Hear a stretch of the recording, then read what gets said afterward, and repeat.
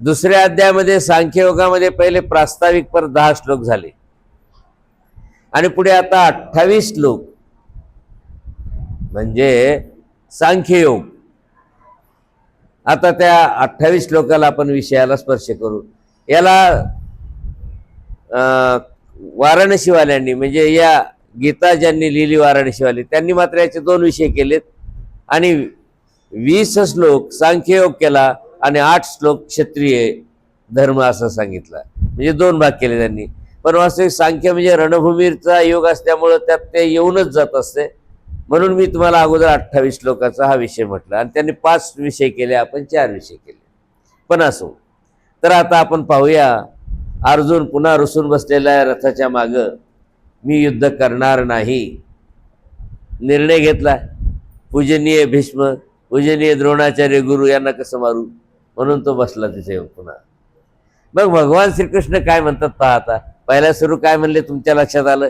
पहिल्या अध्यायाचं त्याचं जे कर्मकांड होतं त्याला धुवून काढलं शिव्या देऊन. पण आता प्रश्न आला किंवा भीष्म आणि द्रोणाचार्यांचा, नाही का. मग आता इथं काही कर्मकांड नाहीये. मग इथं कोण्या पद्धतीनं समजावून सांगतात ते आता आपण पाहूया. श्री भगवानुवाच अशोचानन्वशोचस्त्वम् प्रज्ञावादांश्च भाषसे गतासो न गतासुश्च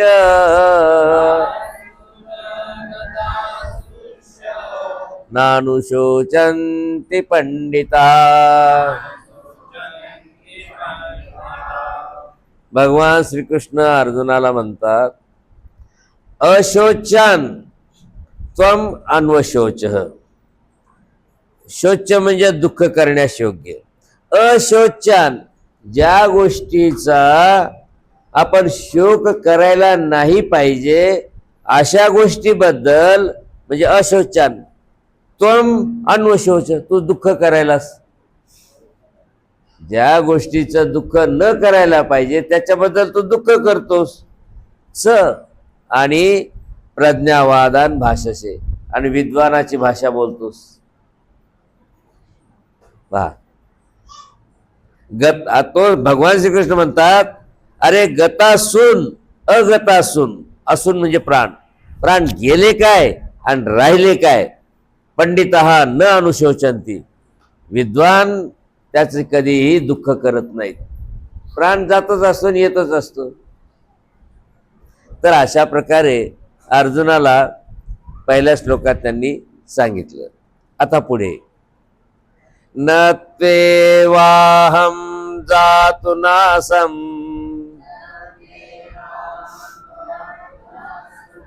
न त्वं नेमे जनाधिपः न चैव न भविष्यामः सर्वे वयमतः परम. अर्जुनाला म्हणतात अरे बाबा जातु अहम न आसम. कदाचित आम्ही नव्हतो किंवा त्वम न आसी तू नव्हतास किंवा इमे जनाधिपान म्हणजे ही सगळी प्रजा नव्हती. न असं तर कधीच झालं नाही. यापूर्वी तू नव्हतास किंवा हे लोक नव्हते किंवा मी नव्हतो असं तर कधीच झालं नाही. म्हणजे आम्ही नेहमीच होतो. तू परंतु न एव आता परम वयम सर्वे न भविष्याम. किंवा इथून पुढं तू किंवा आम्ही पुढे जन्मणार नाहीत असंही नाही. न भविष्याम न एव म्हणजे पुढेही कधी होणार नाही असंही नाही. आम्ही कधी पुढे होणार नाहीत असं नाही. तुम्ही कधी होणार नाही असं नाही. म्हणजे आपण यापूर्वीही होतोच, आताही आहेतच आणि पुढेही आपण जन्म घेणारच आहेत. जी गोष्ट वारंवार तीच तीच व्हायली आणि त्याच्याबद्दल कुठं दुःख करायचं असतं का हो. रोजचं रडगाणं म्हणतात ना तसं. देहिनोस्मिन् यथा देहे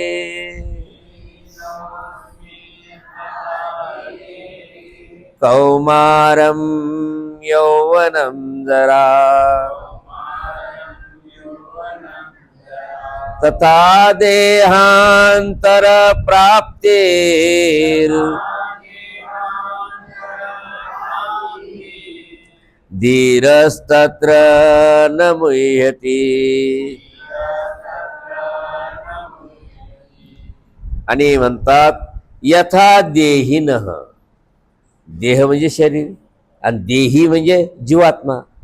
ज्याप्रमाणे जीवात्मा अस्मिन देहे या शरीरामध्ये कौमारम यौवनम जरा बालपण, तरुणपण आणि म्हातारपण उपभोगतो, तथा त्याप्रमाणे देहांतर प्राप्ती, त्याप्रमाणे या देहातून त्या देहात, त्या देहातून त्या देहात असं जावंच लागतं.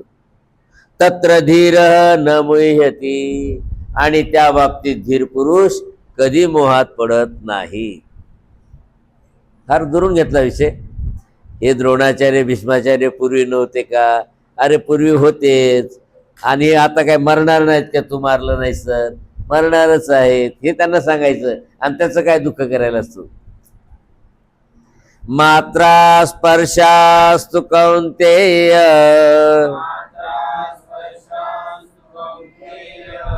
शीतोष्ण सुख दुःखदः आगमापायिनो नित्या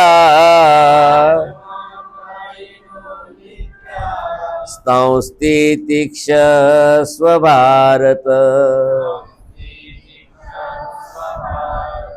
कौन्तेय, हे कुंती पुत्र अर्जुना, शीत उष्ण सुख दुःख दहा मात्रा स्पर्शा. अरे हे सुख दुःख गरम थंड देणारे कोण आहेत? मात्रा स्पर्शा म्हणजे इंद्रियाचं स्पर्शजन्य. हे थंड गरम सुख दुःख हे सगळं इंद्रियाच्या स्पर्शामुळे होतंय, म्हणून मात्रा स्पर्श. आगम अपायिन, ते येत असतात आणि जात असतात. आगम म्हणजे ते दुःख येत असतंय आणि अपायिन म्हणजे जात असतं. अनित्य, आणि ते कसं असतं? अनित्य असतं. भारत आणि अर्जुना तान तितिक्षस्व, ते तू सहन कर. असं जर आम्ही म्हणलं तर उद्या मंदिरातच लोक येणार नाही. बाबा आमचं दुखायला, अरे हे क्षणिक असते, ते तू सहन कर असं म्हणल्यावर त्यामध्ये काही खरं नाही. या मंदिरात जाऊ द्या, इथं काहीतरी राग देणारा पाहिजे. हा होते तुमचं नीट म्हणणारा तरी पाहिजे. होते होते होते नीट, नाही का? अर्जुनाला डायरेक्ट म्हणले अरे ते तू सहन कर. त्याने म्हणलं होता ना, माझ्या अंगाची आग व्हायली, असं व्हायलं तसं व्हायलं, ते तू सहन कर म्हणले. हे मात्रच पाहिजे, इंद्रियामुळे व्हायले तुला. रोखठोक बोलणं. आमचे स्वामी सुद्धा म्हणतात, काय म्हणतात की दुःख हे माणसानं सहन केलं पाहिजे. दुःखासाठी हाय द्या, हाय मायवून हाय बापू करू नका म्हणले. सहन करायला सांगितलं. या उलट चतुर्विध दुःख करायला सांगितलंय, नाही का? आणि तीच भाषा श्रीकृष्णाची, तान तितिक्षस्व, ते तू सहन कर, पण मी माझ्या देवाला सोडणार नाही. माझा देव, अशी आपली भूमिका पाहिजे. आपण हताश व्हायचे का संसारात आलेल्या दुःखानं? उलट त्याच्यावर मात करायची. एक गीत आहे पहा, कोणीतरी ऐकलं असेल, की त्याच्यात काय म्हणलेलं आहे की माझा देव त्याच्यापेक्षा भारी आहे. कोणतं आहे भक्ती?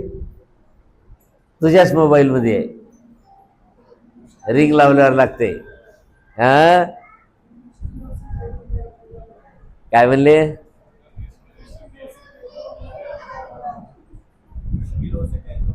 हाँ मुश्किलों से कह दो मेरा खुदा बड़ा है. म्हणजे त्याच्या पहिलं जर वाचलं तुम्हाला कळलं, अरे दुःखात तू काय करतोस, तुझ्यापेक्षा माझा देव मोठा आहे. अशी आपली भूमिका पाहिजे.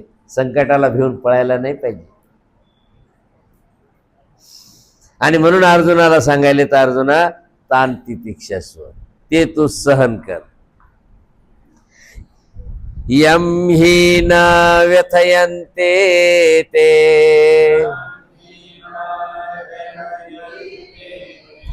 पुरुषं पुरुषर्षभ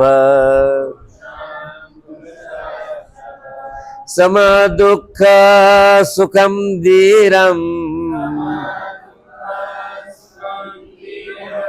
सोमृतत्वाय कल्पते. पुरुषर्षभ, पुरुषामध्ये श्रेष्ठ असलेल्या अर्जुना, सम दुःख सुखम यम धीरम पुरुषम, म्हणजे सम काय, सम दुःख आणि सुख, दुःख आणि सुखाला समान मानणारा, यम धीरम पुरुषम ज्या धीर पुरुषाला, एतेन व्यथयंती म्हणजे त्याला हे त्रास देत नाहीत. म्हणजे तुम्ही सुखदुःखाला जर समान मानलं तर तुम्हाला ते सुखदुःख त्रासच देणार नाही. स अमृतत्वाय कल्पते, आणि तो अमरत्वाच्या मोक्षाच्या मार्गाला वाटचाल करू शकतो, सुखदुःखाला घाबरणारा करू शकत नाही. अहो काय स्वामी 12 वर्ष वाघाच्या खाईमध्ये जाऊन बसले सालबर्डीला, आजही तिथं वाघ आहेत. त्या काळात किती वाघ स्वैरपणे हे करत असेल. या 5-50 वर्षाखालचे लोक सांगतात त्या मंदिरात दरवाजावर बसावं लागायचं, कारण ते दरवाजावर येऊन नेहमी खेळायचे. स्वामीचा काळ कसा असेल, काय ते धैर्य त्याने करून दाखवलं. मग म्हणून ज्यानं दुःख आणि सुखाला समान मानलं, असे जे धीर पुरुष असतात त्यांना याचं काहीच दुःख होत नसतं, आणि तोच खरा मोक्ष मार्गावर चालू शकतो. आपल्याला जर मोक्ष मार्गाची वाटचाल करायची असेल तर ही तयारी पहिले पाहिजे की धड तुटे तो धावावे. काय देवाने सांगितलंय नाही का, शेवटपर्यंत तुम्ही प्रयत्न करत राहा तर किती दुःख होत असत. धड तुटली आहे जीवे परमेश्वरा ते न सोडावे. काय होय, म्हणजे इकडं आपलं धडही तुटलं तरी परमेश्वराला सोडू नका म्हणतात. नासतो विद्यते भाव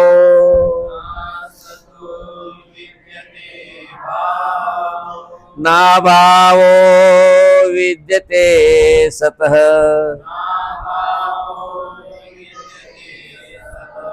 उभयोरपि दृष्टोऽन्त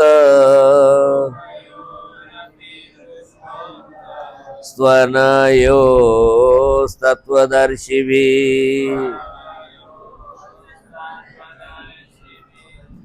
असतः भाव न विद्यते. जी गोष्ट असत आहे ती विद्यमान राहू शकत नाही. प्रपंच खोटा आहे, असत आहे, तो टिकूच शकत नाही, नासतोच. तुम्ही किती त्याला डॉक्टरकडे न्या ना, त्याला सतत त्याला ICU का ECO मध्ये घाला, काही नाही. तो बरोबर 70-80 वर्ष झाले की झाला, झुरला, संपलाच. कारण मुळातच ती वस्तू असत आहे. हो, असत वस्तू ही कधीही विद्यमान राहू शकत नाही. आणि सतः अभाव न विद्यते, आणि जी सत वस्तू आहे तिचा कधीच अभाव होत नाही. जीवात्मा सत आहे, त्याचा कधीच अभाव होत नाही, मेला तरी दुसऱ्या देहात. असत वस्तू कधीही विद्यमान राहत नाही, सत वस्तू कधीही नष्ट होत नाही. अनयो उभयो अपि अंत, अशा प्रकारे सत आणि असत वस्तूचा अंत तत्वदर्शी दृष्ट, म्हणजे तत्वदर्शी लोकांनी प्रत्यक्ष अनुभवलेला आहे. अविनाशी तु तद्विद्ये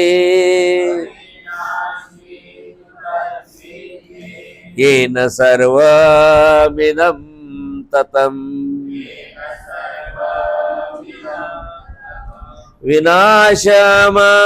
विनाशमवेस्यास्य न कश्चित् कर्तुमर्हति. आणि येन इदं सर्वं ततं, ज्यानं हे सगळं जग भरलेलं आहे. कशानं? या जीवानं. प्रत्येक ठिकाणी जीव आहे, झाडामध्ये आहे, किड्यामध्ये आहे, माणसामध्ये आहे. येन इदम सर्वम ततम, ज्या जीवाने सगळं हे जग भरलेलं आहे, तत्तो अविनाशी, तो जीव अविनाशी आहे, कधीच मरत नाही. विद्धी, असं तू समज. अस्य अव्ययस्य विनाशम, आणि या अविनाशी जीवाचा नाश कर्तुम कश्चित नरती, कोणीच करू शकत नाही. कारण तो म्हणला होता मी या भीष्माला द्रोणाचार्यांना कसं मारू, अरे ते मरतच नाहीत, नाही का. आणि शरीर तू नाही मारलं तरी त्यांचं मरणारच आहे, ते असंच असतं ना शरीर. मग ते त्याला समजावून सांगायले. अंतवंत इमे देहा,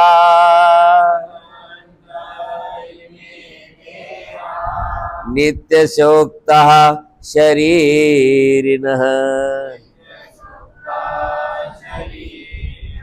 अनाशीनो प्रमेयस्य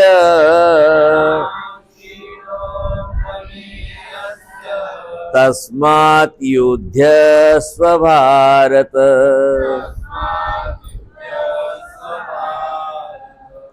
अनाशीनः, न नाशणार, अप्रमेयस्य म्हणजे कोणत्याही इंद्रियाचा विषय नसलेला, नित्यस्य म्हणजे नित्य असलेल्या, शरीरिणः शरीराच्या मध्ये असलेला,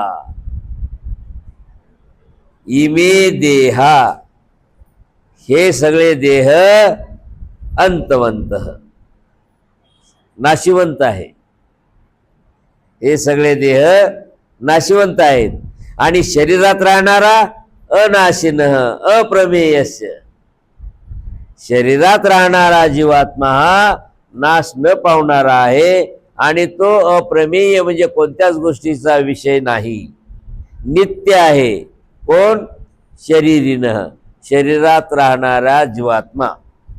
मग इमे देहा अंतवंत, हे शरीर कसं आहे? नाशिवंत आहे, असं उक्तहा म्हणजे सांगितलेलं आहे. तस्मात, आणि म्हणून भारत म्हणजे अर्जुना, युद्धस्व, तू युद्ध कर. कारण तू मारूच शकत नाही त्या जीवात्म्याला, त्या भीष्माच्या द्रोणाच्या.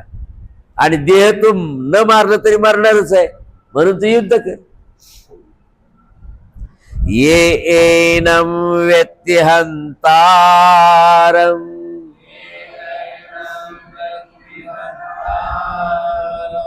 यश्चैनम मन्यते हतम, उभौ तौ न विजानीतो,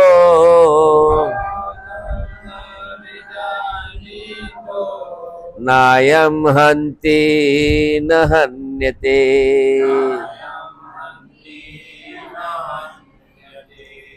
एवं हंतारम यह व्यक्ती, आणि जो कोणी म्हणत असेल मी या जीवात्म्याला ठार करतो, नाही का, हंतारम म्हणजे मारणारा, याला जो कोणी मारणारा आहे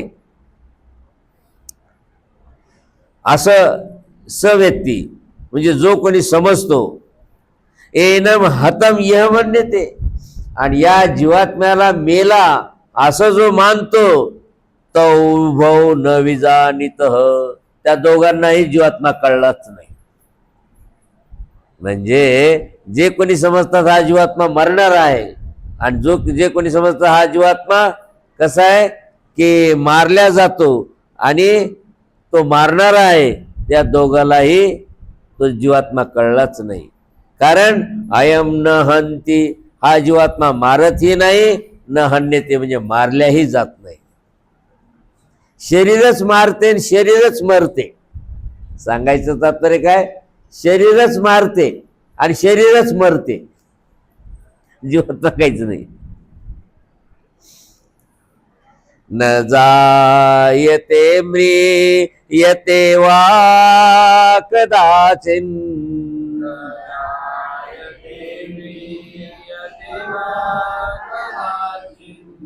नायं भूत्वा वितावान भूयः।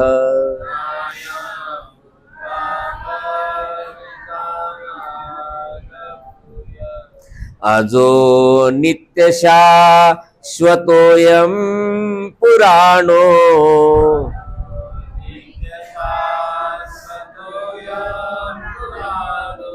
न हन्यते हन्यमाने शरीरे।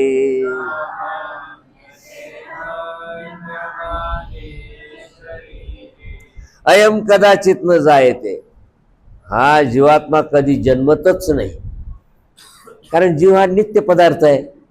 काय म्हणलंय? जीवभूत सनातन. 15व्या अध्यायात काय म्हणलंय? जीवभूत सनातन. अरे याला आधी नाही ना अंत नाही. म्हणून अयम कदाचित न जायते, हा जीवात्मा कधीच जन्मत नाही, म्हणजे मूळचाच नित्य पदार्थ आहे. वा म्रियते वा न म्रियते, किंवा तो मरत नाही, किंवा होऊन पुन्हा पुन्हा तो होईल असंही नाही. म्हणजे हा जीवात्मा मरतही नाही, जन्मतही नाही, आणि होऊन पुन्हा पुन्हा होतो असाही नाही. मग हा जीवात्मा कसा आहे? अयम अजह, हा अजन्म आहे. अज न जायते इति अज, उपपद तत्पुरुष समास. अज नित्य, काळत्रयी नाशने असा जीवात्मा नित्य आहे. शाश्वत म्हणजे सनातन आहे. पुरातन म्हणजे फार पुरातन आहे तो. शरीरे हन्यमाने, या शरीर मारल्या गेल्यावर सुद्धा न हन्यते, तो जीवात्मा मारल्याच जात नाही. किती टाव फोडून सांगायले. वेदा विनाशिनम नित्यम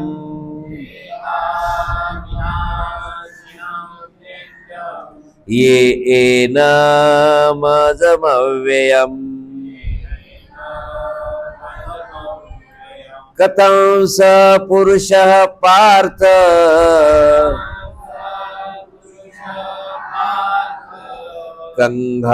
कंघातयति हन्तिकम्। पार्थ, अर्जुना, येनम अविनाशनम नित्यम अजम अव्ययम यह पुरुष वेद. जो पुरुष वेद म्हणजे जाणतो. कसं जाणतो? या जीवात्म्याला अविनाशनम, नाश न पावणारा, नित्य आणि अजन्मा आणि अविनाशी असा जो पुरुष या जीवात्म्याला मानतो, स कम कथम घातयति, तो कसा आणि कोणाचा घात करू शकतो, कोणाचा नाश करू शकतो? कोणाचाच नाही. ज्याला हे कळालेलं आहे की आत्मा नित्य आहे, अविनाशी आहे, तो कस काय कोणाला मारल आणि कसं करल? कमहंती, आणि तो कसा कोणाला मारल? कोणाला एक तो मारू शकत नाही ना मारतही नाही. घात येते म्हणजे दुसऱ्याकडून मारवणं. वासांसी जीर्णा नियथा विहाय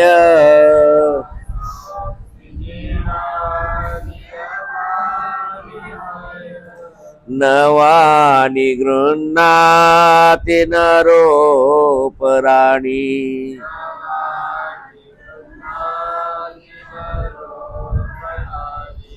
तथा शरीरा निविहाय जीर्णा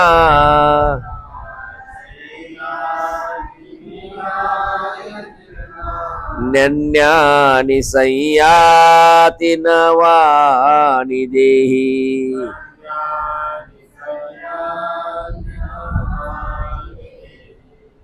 त्याला न्याय देतात, दृष्टांत देतात, म्हणतात यथा नरः जीर्णानि वासांसी विहाय. म्हणले यथा म्हणजे ज्याप्रमाणे, नरः म्हणजे माणूस, जीर्णानि वासांसी विहाय जुने कपडे टाकून देऊन, अपराणी नवानी गृह्णाती दुसरे नवे कपडे परिधान करतो. देही तथा त्याप्रमाणे, देही म्हणजे जीवात्मा, जीर्णाने शरीराने विहाय, हे जुनं झालेलं शरीर टाकून देतो. टाकून देऊन अन्यानी नवानी संयाती, नवीन शरीरामध्ये प्रवेश करतो. नैनम चिन्नन्ति शस्त्राणि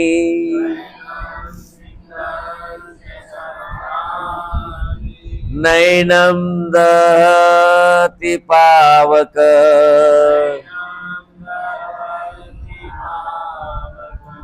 न चैनम क्लेदयन्त्यापो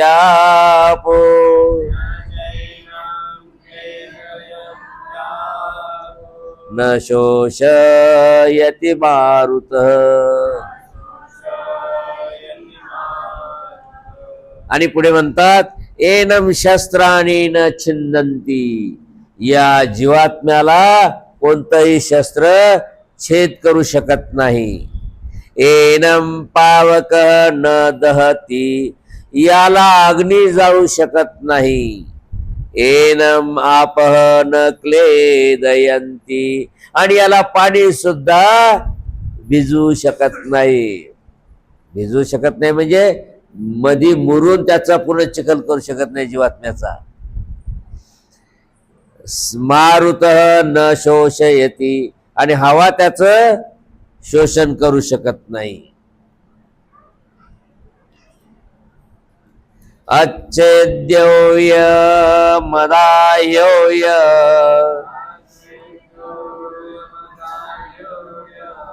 मक्लेद्यो शोष्य एवच. नित्यः सर्वगतः स्थानो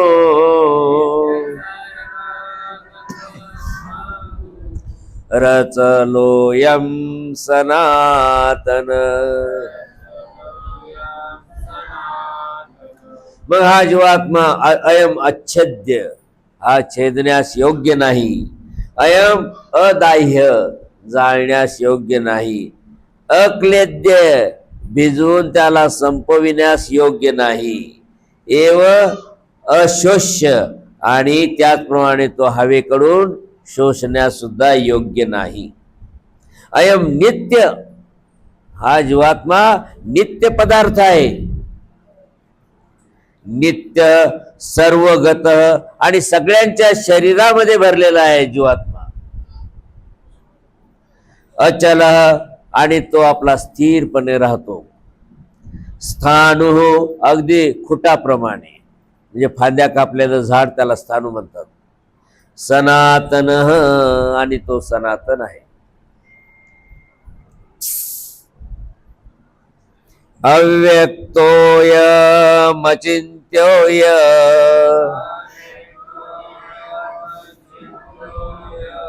मविकार्यो यमुच्यते.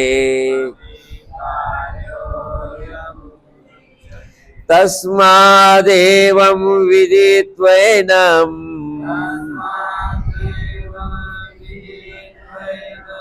नानुशोचेतुमर्हसि. अयम अव्यक्त, हा जीवात्मा अव्यक्त आहे, तो तुम्हाला दिसत नाही.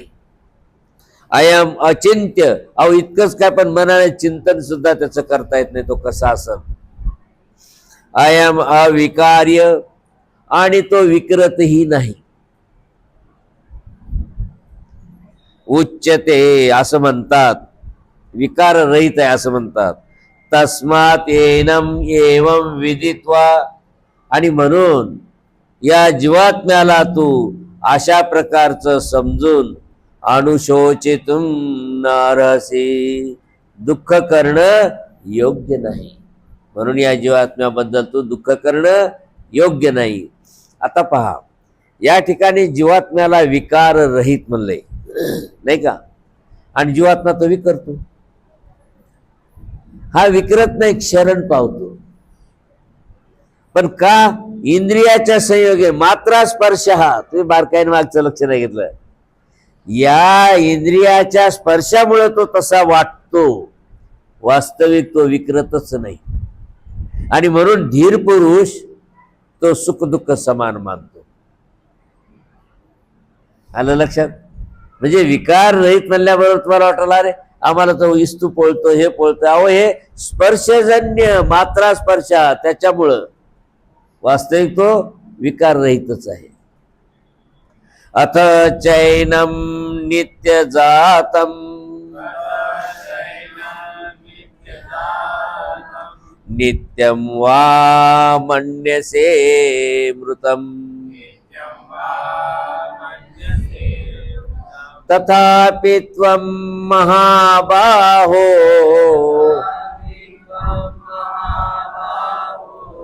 नैवं शोचितुमर्हसि.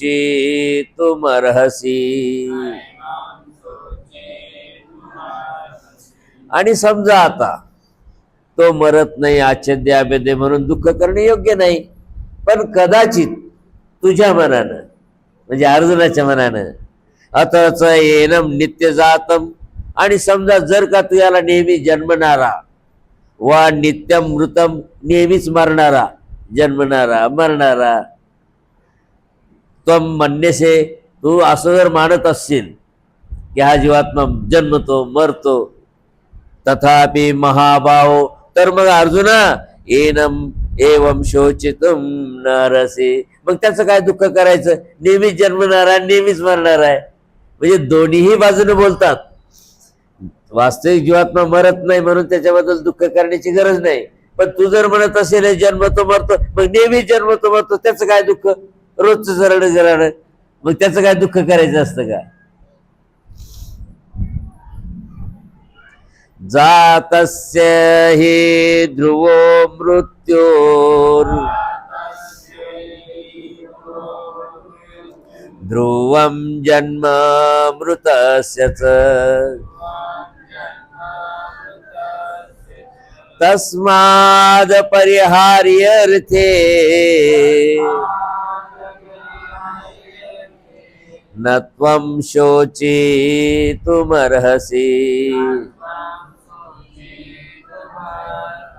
कारण तू त्याला जन्मणारा मरणारा समजतो ना, म्हणून म्हणतात मग जातस्य हे मृत्यू ध्रुव, तुझ्या मताप्रमाणे जन्मलेला तो मरणारच आहे, आणि मृतस्य जन्म ध्रुवम, आणि मेलेल्याला पुन्हा जन्म होणारच आहे. तूच म्हणतो जर असं मानत असेल तर आहे ना. तस्माद अपरिहार्य अर्थे, मग अशा न टाळता येणाऱ्या गोष्टीबद्दल त्वं शोचितुम नरसी, तू दुःख करणे योग्य नाही. अव्यक्तादीनि भूतानि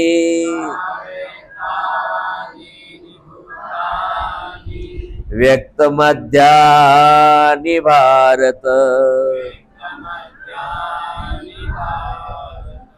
अव्यक्त निधनान्येव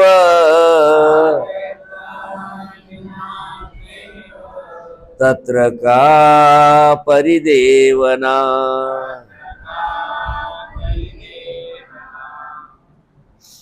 आणि भारत म्हणजे अर्जुना, भूतानी अव्यक्त आदिनी, हे सगळे प्राणी मात्र म्हणजे जीवात्मा अगोदर कसे होते?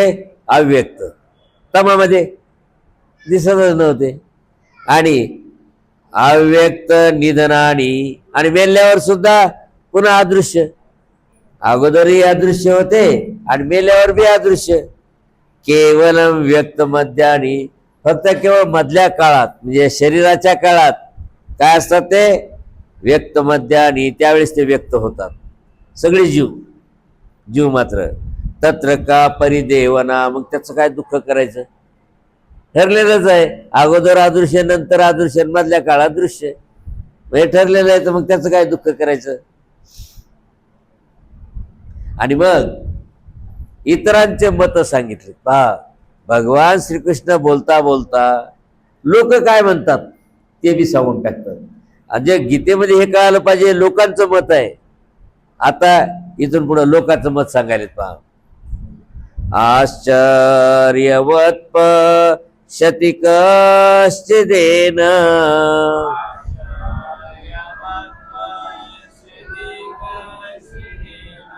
माश्चर्यवद् वदति तथैव चान्यः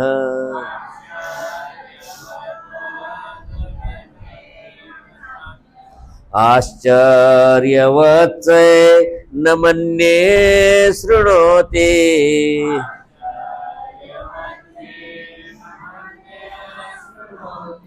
श्रुत्वाप्येनं वेद न चैव कश्चित्।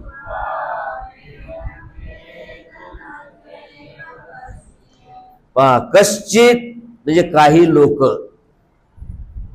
काही लोक एनम आश्चर्यवत पश्यती, काहीतरी आश्चर्य म्हणून त्याच्याकडे पाहतात. सायन्सवाले काहीतरी आश्चर्य आहे, तो जीवात्मा कसा दिसत, कसा असल, आश्चर्य म्हणूनच पाहतात ना ते. च तथा एव अन्य, तर काही लोक अन्य म्हणजे दुसरे लोक आश्चर्यवत वदती, म्हणजे आश्चर्य काहीतरी आश्चर्य म्हणून सांगतात, काहीतरी आश्चर्यवत आहे, त्याला सांगता येत नाही. च अन्य, आणि आणखी दुसरे एनम आश्चर्यवत शृणोती, काहीतरी आश्चर्य म्हणून ऐकतात की जीवात्मा जीवात्मा जीवात्मा काहीतरी आहे एक आश्चर्य. न कश्चित आपलं कश्चित, आणि काही लोक श्रुत्वापि एनम न एव वेद, आणि ऐकून सुद्धा त्यांना कळत नाही जीवात्मा जीवात्मा कसा आहे की. म्हणजे इथं लोकांच्या बाबतीत सांगितले, काही लोक त्याला आश्चर्यानं पाहतात, काही लोक आश्चर्याने ऐकतात, काही लोक आश्चर्यानं फक्त काय करतात त्याचं की आश्चर्य ऐकतात आणि ऐकून सुद्धा काहींना कळत नाही. म्हणजे इतरांच्या बाबतीत जीव कसा आहे ते लोकांचं, सायन्सवादी लोकांचं, इतर शास्त्रांचे मत त्यांनी सांगितले. देही नित्यमवध्योयम, देहे सर्वस्य भारत, तस्मात् सर्वाणि भूतानि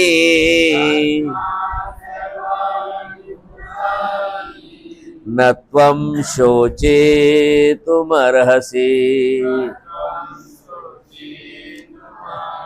आता हे लोकांचे मत सांगितले. आता भगवान श्रीकृष्णाचं काय मत आहे म्हणून ते सांगतात, अरे भारत म्हणजे अरे अर्जुना, सर्वस्य देहे अयम देही, सगळ्यांच्या शरीरामध्ये जो जीवात्मा आहे तो नित्यम, तो नित्य आहे.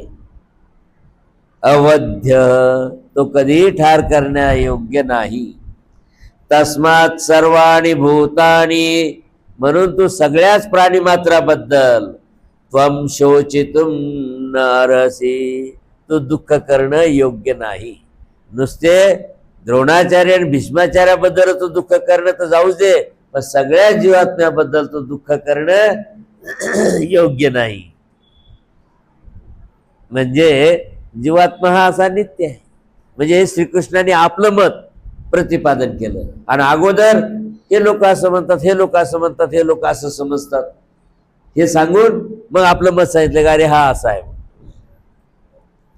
अशा प्रकारे सांख्ययोग या वाराणसीवाल्याच्या मताने तर संपला आहे. परंतु सांख्य म्हणजे रणभूमीवर सांगणारा असल्यामुळं याच्यामध्ये क्षत्रियत्व सुद्धा येते, म्हणून पुढचे 8 श्लोक सुद्धा याच्यामध्ये मी या विषयात धरलेले आहेत. वाराणसीवाल्याने याला वेगळा विषय केला. स्वधर्ममपि चावेक्ष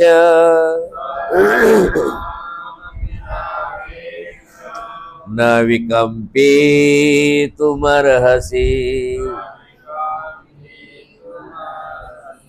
धर्म्याद्धि युद्धात् श्रेयोन्नेत्,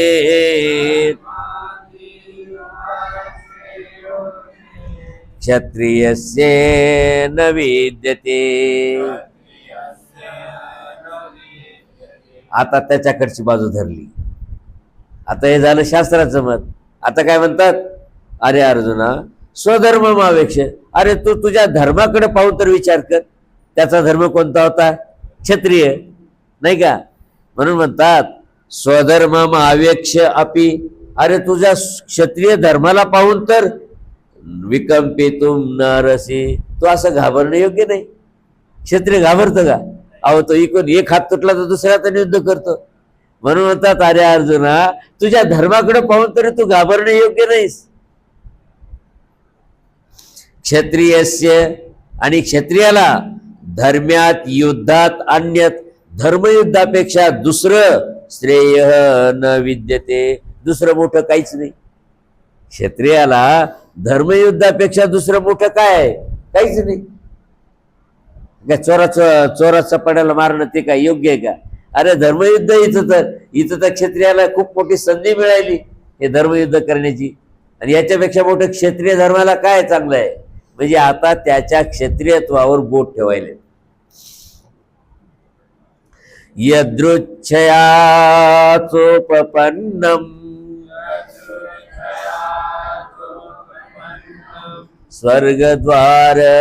स्वर्गद्वारमपावृतम् सुखेन क्षत्रियः पार्थ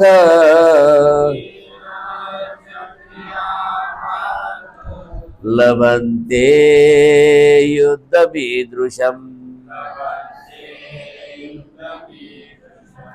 आणि आता काय म्हणतात?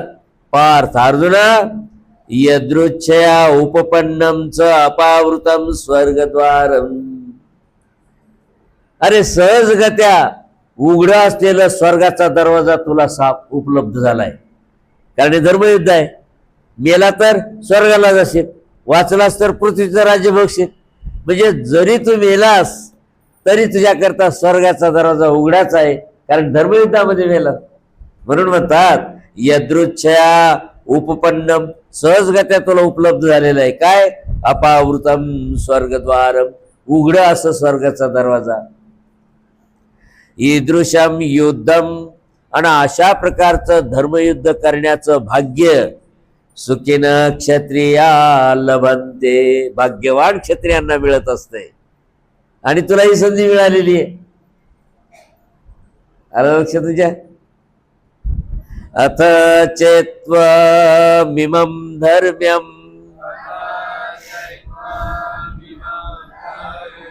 संग्रामं न करिष्यसि ततः स्वधर्मं कीर्तिं च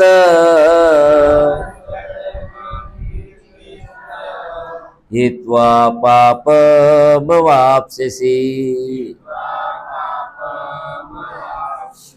अथ चेत्त्वं, जर का तू, काय म्हणतात?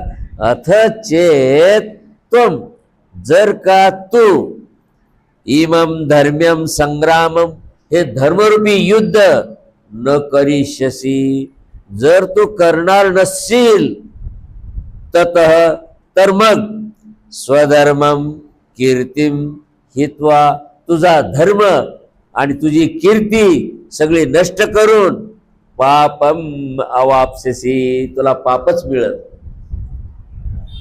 कारण एवढं सोडून द्यायला क्षत्रिय असत म्हणजे तू पापाचा भागीदार होशील. मग अकीर्तिम चापि भूतानि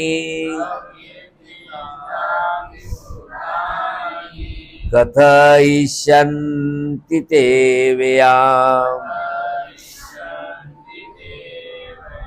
संभावितस्य चा कीर्तिर् मरणादतिरिच्यते. च भूतानि अव्ययाम ते अकीर्तिमपि कथयिष्यन्ति. आणि हे सगळे लोक च भूतानी म्हणजे हे सगळे क्षत्रिय सगळेच, अव्ययाम ते अकीर्तिम म्हणजे कधी न संपणारी अशी तुझी अकीर्ती म्हणजे अपकीर्ती, अपमान, अपि कथयिष्यन्ति, सांगत सुटतील. अहो उग होता हो, अहो युद्धामध्ये तर भेकडवाणी पळून गेला नाही का. म्हणजे तुझी कधी न संपणारी कीर्ती हे सगळे लोक सांगत सुटतील. आणि असं सांगितल्यामुळं काय होतंय म्हणजे संभावितस्यच अकीर्ती, प्रतिष्ठित माणसाला अपमान. संभावित म्हणजे प्रतिष्ठित माणूस, त्याला अकीर्ती म्हणजे अपमान. मरणात अतिरिच्यते, मरणाच्या पलीकडे वाटत असतो. एक वेळ मेलेलं बरं, पण तो अपमान सहन होत नसतो. कोणाला? प्रतिष्ठित माणसाला. आणि तू प्रतिष्ठित आहेस. म्हणजे अर्जुनाला सांगायले, अरे बाबा तुझी अपकीर्ती हे लोक सगळे सांगत सुटतील, आणि संभावित माणसाला अपकीर्ती हे मरणाच्या पलीकडे असते.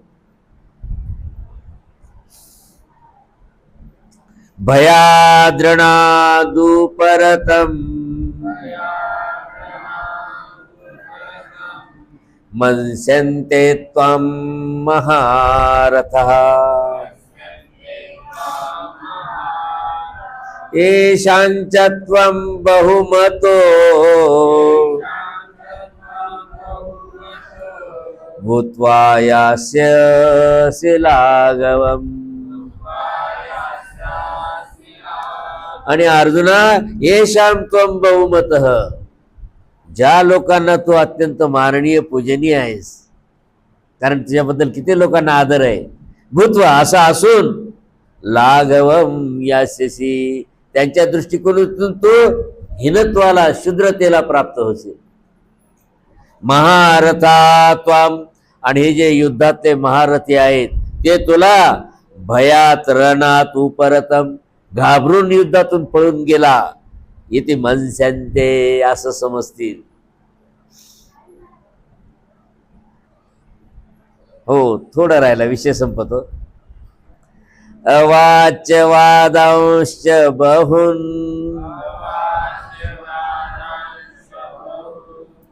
वदिष्यन्ति तवाहितः निन्दन्तस्तव सामर्थ्यम् ततो दुःखतरं नु किम्. आणि तव अहिता, तुझे शत्रू, आधीच तर त्या डोळ्यात तेल घालून पाहतात कुठे याचं ऊन आहे, नाही का? जसं मोदीचं ऊन सगळाच विरोधी पक्ष तुटून पडलाय तरी त्याच्याला काहीच होईल. खरं आहे की नाही? सगळे विरोधी पक्ष जीव तोडून त्याच्या मागे हातपाय आपटून घ्यायलेत, कोणाच्यानं काहीच होईल. तसं होईल.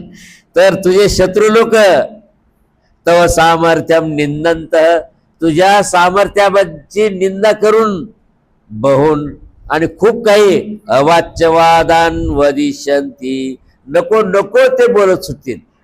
जसं ते आता बरा ते राहुल गांधी नको नको ते बोलत सुटायला लागलाय काही बी. तत दुःखतरम नु किम, मग याच्यापेक्षा आणखीन मोठं दुःख कोणतं आहे? कारण असं कोणचं काही म्हणत राहतील तुला, त्याच्यापेक्षा मोठं दुःख कोणतं राहील? आणि शेवटी त्याला शेरा मारतात. 2 श्लोक राहिलेत, झाला आता हा एक पुढचा आहे. आणि शेवटी भगवान श्रीकृष्ण काय म्हणतात? हतो वा प्राप्स्यसि स्वर्गम जित्वा वा भोक्ष्यसे महिम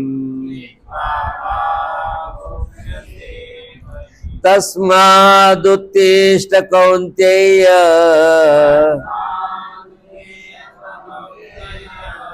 युद्धाय कृतनिश्चय. आणि सांगतात अर्जुना, अरे वा हतः स्वर्गम प्राप्स्यसि, जर का तू मेलास युद्धामध्ये तर स्वर्गाला जाशील. वा जित्वा, किंवा जर जिंकलास तर महिम भोक्ष्यसे, पृथ्वीचं राज्य भोगशील. असं म्हणलं की त्यांनी, तुम्हाला शरणे मी तुला याच्यातून जिंकू देतो. आम्ही म्हणतो देवा मरायच्या तर वाचव. ते म्हणले ते काय नाही, ते तू सहन करतो, मेलास तर स्वर्गाला जाशील, कारण धर्मयुद्ध आहे, आणि वाचलास तर पृथ्वीचं राज्य भोगशील. तस्मात कौन्तेय, आणि म्हणून अर्जुना युद्धाय कृतनिश्चय, युद्धाचा तू ठाम निश्चय कर, आणि उत्तिष्ठ, उभा राहा.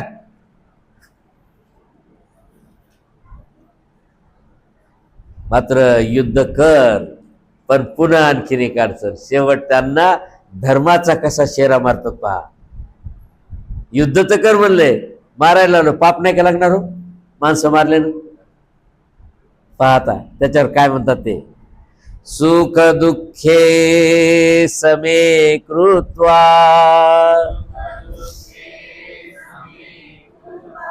लाभा लाभो जया जयो ततो युद्धाय युजस्व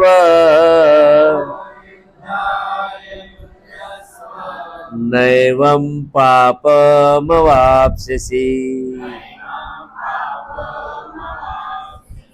कारण कदाचित हिंसेचं पाप लागेल ना, मग तुला पाप कधी लागणार नाही, जर तू निष्कामपणे युद्ध केलंस तर. आलं पुन्हा निष्काम कर्मण्येवाधिकार. कसं म्हणाले की जया जयो, जय मिळो किंवा पराजय मिळो, लाभा लाभ हो, लाभ हो किंवा हानी हो, सुख दुःखे समे कृत्वा, सुख दुःख समान समजून ततः युद्ध आहे जस्व, मग युद्ध कर. मी सांगतो म्हणून नाही, तर हे सगळं निष्काम म्हणून तू कर. एवं पापम न वाप्स्यसि, मग तुला पाप लागणार नाही. आणि म्हणून माणसाने नेहमी निष्काम क्रिया करावी.